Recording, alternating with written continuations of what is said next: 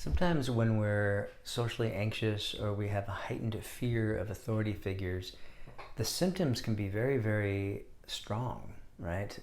Blushing, sweating, a rapid heartbeat.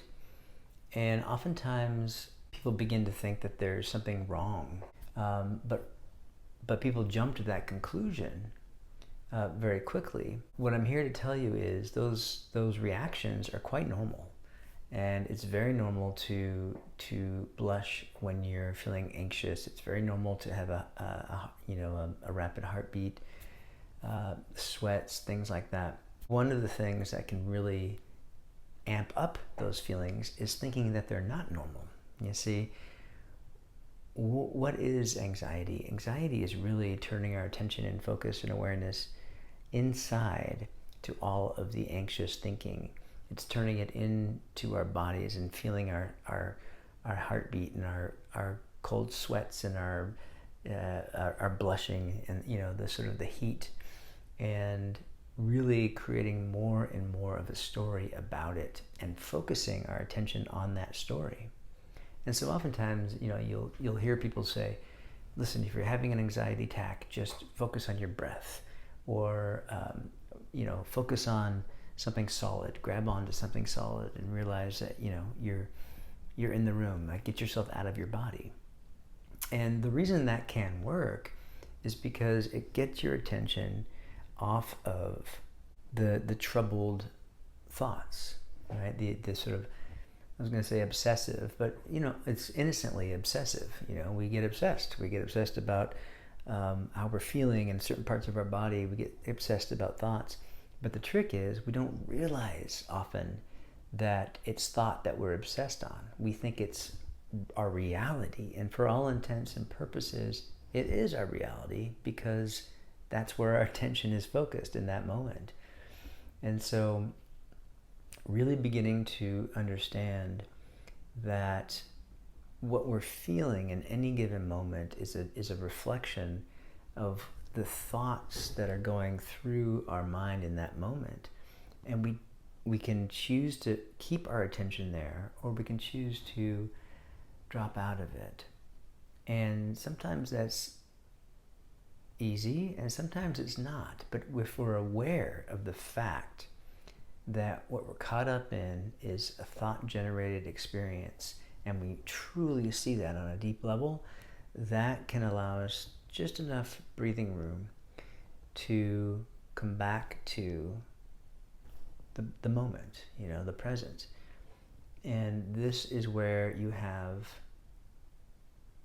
more power. This is where you have the capacity to come back into the present moment. And it's where your body thrives. It's where your body and mind thrives, is in the moment. And so the next time that you catch yourself blushing or sweating, or your heart rate speeding up, rather than creating a story about that, the story might be, oh, this isn't right, something's wrong with me. Some people might say, am I having a heart attack? That kind of thing with panic attacks.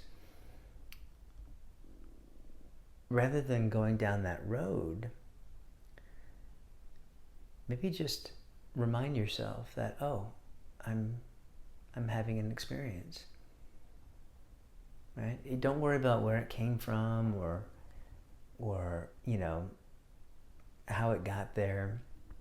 Just start with waking up to the fact that you're just having an experience. Be kind to yourself in those moments.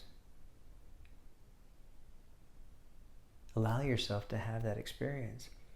Oftentimes the reason we have these things is because we have a lot of pent-up thoughts, emotions, and we get in a bad habit of sort of stuffing them down, and really trying to hold them and put them somewhere deep down inside.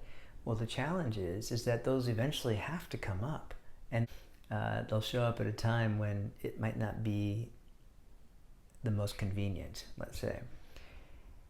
And so when it does show up, inevitably it will, and when it does, if you can reframe it and understand that if you allow yourself, if you allow your body to feel that experience without a lot of judgment, without a lot of labeling or anything else, or looking for answers, just allow your body to feel it, you may just find that as your nervous system begins to process, your mind will begin to clear.